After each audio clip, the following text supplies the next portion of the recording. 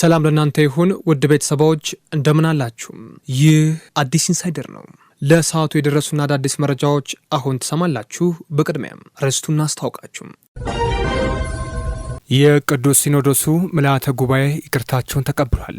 የቅዱስ ሲኖዶስ ርክበ ካህናት ምልዓተ ጉባኤ የብፁዓን አባቶች አስተምሮን በተመለከተ ውሳኔ አሳልፏል። የቅዱስ ሲኖዶስ ጽሕፈት ቤት በርክበ ካህናት ቅዱስ ሲኖዶስ ምልዓተ ጉባኤ ላይ ዛሬ የብፁዓን አባቶች አስተምሮ በተመለከተ ቋሚ ሲኖዶሱ መልእክት አስተላልፏል። የምናሰማችሁ ነው የሚሆነው። በሌላ በኩል ፋኖች እርስ በርስ ሊገጥሙ ነው እየተባለ ይገኛል። የሳሙኤልና ያስቻለው በለጠ ሁለቱም የአማራ ፋኖ ብሔራዊ ኃይል ሴንትራል ኮማንዶ አባል ናቸው። እርስ በርስ ለመግጠም እየተዘጋጁ ይገኛሉ ተብሏል። ለምን እናስደምጣችኋል። የኮሎኔል መንግስቱ ኃይለማርያም ሽልማት እንመለከታለን። የቀድሞ የኢትዮጵያ ፕሬዚዳንት መንግስቱ ኃይለማርያም ኢትዮጵያን ሶሳይቲ ፓርትነርሽፕ በተባለ ድርጅት የእውቅና ሽልማት ማግኘታቸው ታውቃለም። ይህ ለኮሎኔሉ በሕይወት ዘመናቸው ያገኙት ከበርካታ ሽልማቶች አንዱ መካከል ሆኗል። ከምናስደምጣቸው ጉዳዮች መካከል አንዱ ሲሆንም የአማራ ክልሉን የሹፌሮች እገታ እንመለከታለን። በአማራ ክልል በ10 ቀናት ብቻ 31 ሹፌሮችና ረዳቶች መታገታቸውን ጣና የከባድ መኪና አሽከርካሪዎች ማህበር መግለጹንም ከወዲሁ የሚሰማ ሲሆንም በሌላ በኩል የአብን ህጋዊነት ሆነም የሞራል ተቀባይነት የሌለው አሻንጉሊት ድርጅት ሆኗል ሲሉ መቀመጫቸውን በውጭ ያደረጉ 34 ድርጅቶች ተናግረዋል። ትሰሙታላችሁ። ወዲህ ደግሞ ብርጌድ ንሓመዱ ወታደራዊ ስልጠና መጀመሩን ተሰምቷል። የኤርትራው የተቃዋሚ እንቅስቃሴ ብርጌድ ንሓመዱ ከሰሞኑ በኢትዮጵያ ውስጥ ለሚገኙ አባላቶቹ ወታደራዊ ስልጠና መስጠት መጀመሩ እየተገለጸ ይገኛል። ከምሰሙ ጉዳዮች መካከል አንዱ ነው። ወደ ውጭ ተጉዘን ቡርኪና ፋሶ የፈረንሳይ ወታደሮቿን ከሀገሯ ማስወጣቷን ተከትሎ ኒጀርም እርምጃ ወስዳለች።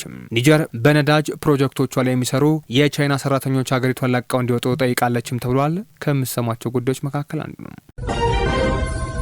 ውድ የቻናላችን ተከታታዮች ቻናላችንን ላይክ፣ ሼር፣ ሰብስክራይብ ያድርጉ። ለአዲስ ኢንሳይደር አዲስ የሆናችሁ ደግሞ ሰብስክራይብ እያደረጋችሁ ቤተሰብ ይሁኑም። ወደ ቀዳሚ መረጃ ማለፍን በኤምፖክስ የተያዙ ሰዎች ቁጥር 3 ደረሰ። የኢትዮጵያ ውስጥ የዝንጀሮ ፈንጣጣ ወይም ኤምፖክስ የተያዙ ሰዎች ቁጥር 3 መድረሱን የጤና ሚኒስቴር አስታውቋል። በበሽታው እስካሁን ሞት ባይመዘገብም 3 ሰዎች ግን ምልክቱ አይቶባቸው በማገገሚያ ማዕከል ይገኛል ተብሏል። ከሰሞኑ በኬንያ ሞያሌ አካባቢ በኬንያና በኢትዮጵያ ድንበር ሞያሌ አካባቢ በአንዲት የ20 ቀን ህጻን ልጅ ላይ የኤምፖክስ ምልክት ታይቶ በማገገሚያ መገኘቱ ይታወሳል። እናትየዋም በዛ የኤምፖክስ በሽታ የተያዘች ሲሆን አባታቸው ወደ ውጭ በረራ የሚያደርግ ሰው በነበረበት ምክንያት በሱ ምክንያትም እንደተያዙ መገለጹ የሚታወስ ነው። ታዲያ እሱ ተዛምቶ አሁን ላይ 3 ሰዎች በኤምፖክስ እንደተያዙ የኢትዮጵያ ጤና ሚኒስቴር አስታውቋል። በሌላ በኩል አብን ህጋዊነትም ሆነ የሞራል ተቀባይነት የሌለው አሻንጉሊት ድርጅት ሆኗል ሲሉ መቀመጫቸውን በውጭ ያደረጉ 34 ድርጅቶች አስታወቁም። የአማራ ብሔራዊ ንቅናቄ አብን ፓርቲ ከመንግስት ጎን ተሰልፏል ብለው የከሰሱ መቀመጫቸውን ከሀገር ውጭ ያደረጉ 30 ድርጅቶች አመራሮቹን አውግዘው በዛሬው ዕለት መግለጫ ወጥቷል። በመግለጫቸውም አብን ቀድሞ ሲቋቋም ለኢትዮጵያ ህዝብ ብሎም ለአማራ ህዝብ ትልቅ እንቅስቃሴ ለማድረግ ቃል የገባ ድርጅት ነው ያሉ ሲሆንም ከቅርብ ጊዜያት ወዲህ ግን አንዳንድ አባላቶቹን ቢስሉ ወደ እስር ቤት፣ አንዳንዶቹም በፓርላማ ላይ እየተኮነኑ፣ ሌሎቹ ደግሞ የመንግስት ተሿሚ ሆኗል። ይህ መሆን የለበትም ብለዋል። አሁን አብን ህልውናውን አጥቷል። በአማራ ክልል ተቀባይነት አይኖረውም። አሁን ላይ ለሆዱ ያደረ ድርጅት ነው ሲሉም ጎክሰዋል። ስሙንም እንዲቀይር እንጠይቃለን። አብን የሚባል ድርጅት አማራን አይወክልም ብለዋል። የገዢው ፓርቲ ተለጣፊም ሆነዋል።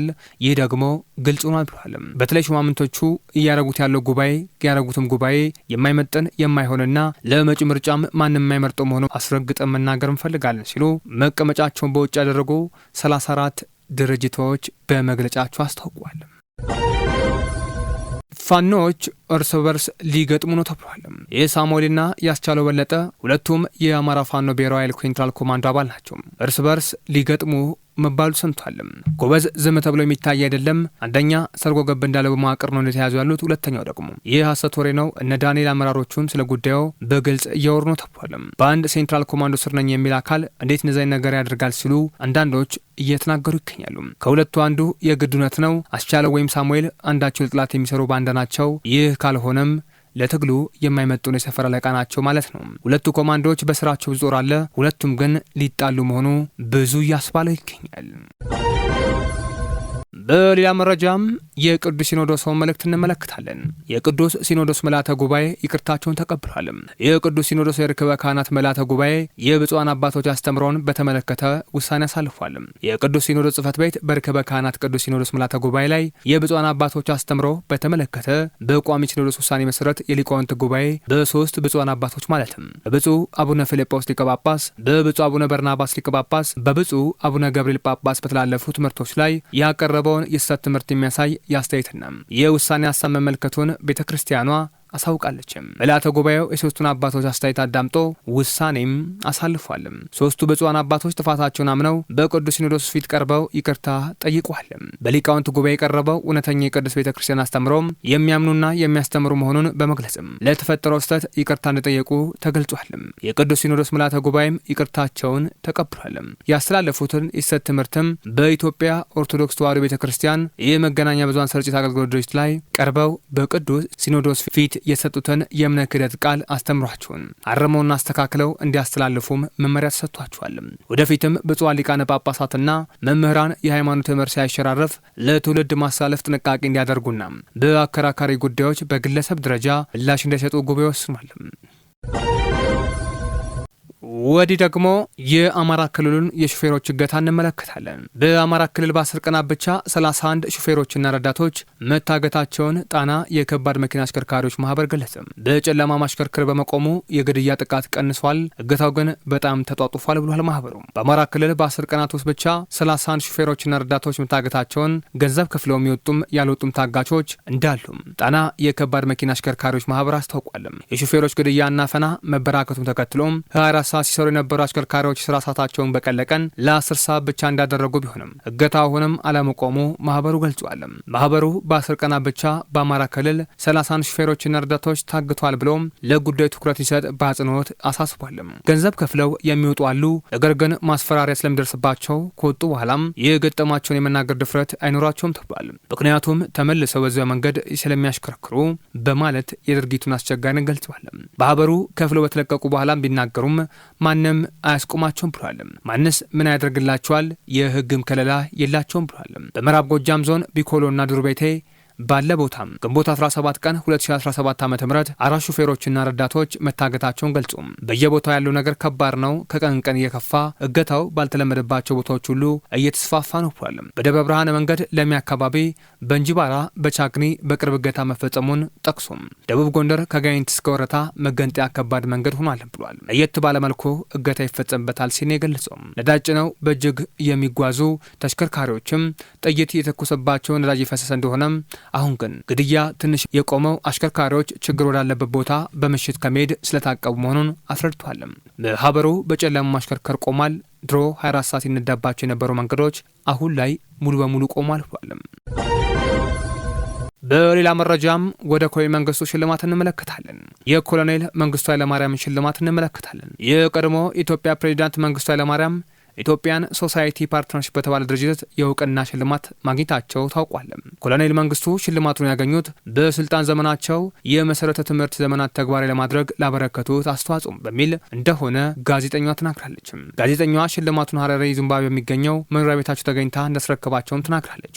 በዚህ ዓመት ለህትመት በበቃው የይታገሱ ጌትነት መጽሐፍ ላይም ወደ ኢትዮጵያ መመለስ እንደማይፈልጉ የተናገሩት የቀድሞ ፕሬዚዳንት ሽልማቱን በተመለከተም ንግግር አድርጓል። በዚሁ ጊዜ ባደረጉ ንግግርም መሀይምነት ከሀገራችን ለማጥፋት የተደረገው ጥረት እሳቸው ወደ ስልጣን በመምጣታቸው በፊት በንጉሱ ዘመን የፊደል ሰራዊት በሚል ለጎልማሶች ትምህርት ይሰጥ እንደነበር አስታውሰው የመሰረተ ልማት ትምህርት ዘመቻ የተጀመረው በመላው ሀገሪቱ በርካታ ሰዎች ተማርተው በሰሩ ስራ መልቂ ውጤት የተገኘበት መሆኑን ገልጸዋል።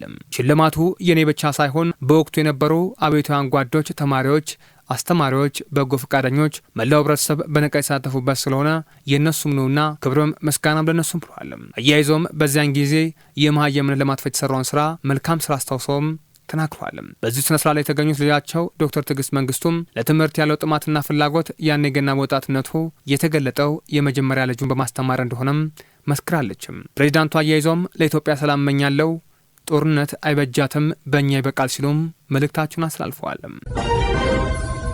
በመጨረሻም ብርጌድ ንሓመዱ ወታደራዊ ስልጠና መጀመሩን ተሰምቷል። የኤርትራው ተቃዋሚ እንቅስቃሴ ብርጌድ ንሓመዱ ከሰሞኑ በኢትዮጵያ ውስጥ ለሚገኙ አባላቶቹ ወታደራዊ ስልጠና መስጠት መጀመሩ ተሰምቷል። እንቅስቃሴውን የሚመሩ ግለሰቦች ደግሞ በአዲስ አበባ ጽሕፈት ቤት መክፈታቸው የተሰማው ከጥቂት ወራት በፊት ነበርም። በኢትዮጵያ መንግስት እንደሚደገፍ የሚነገርለት የቡድን በየካቲት 2017 ዓ.ም በአዲስ አበባ የከፈተውን ቢሮ ለወታደራዊ ማዕከላዊ ጽሕፈት ቤትነት የሚጠቀም እቅድ እንዳለው ባሳለፍነው ሚያዝያ ወር ገልጾም ነበርም። ብርጌድ ንሓመዱ በቅርቡም በኢትዮጵያ በሁለት ቦታዎች ላይ ወታደራዊ ስልጠና መጀመሩ ሰምቷል። ቡድኑ ወታደራዊ ስልጠና መጀመረባቸው ቦታዎች ሚስጥራዊ እንደሆኑም መደረጉ ታውቋል። ውድ የቻናላችን ተከታታዮች ቻናላችንን ላይክ፣ ሼር፣ ሰብስክራይብ ያድርጉ። ለአዲስ ኢንሳይደር አዲስ የሆናችሁ ደግሞ ቻናሉን ሰብስክራይብ እያደረጋችሁ ቤተሰብ ይሁኑ።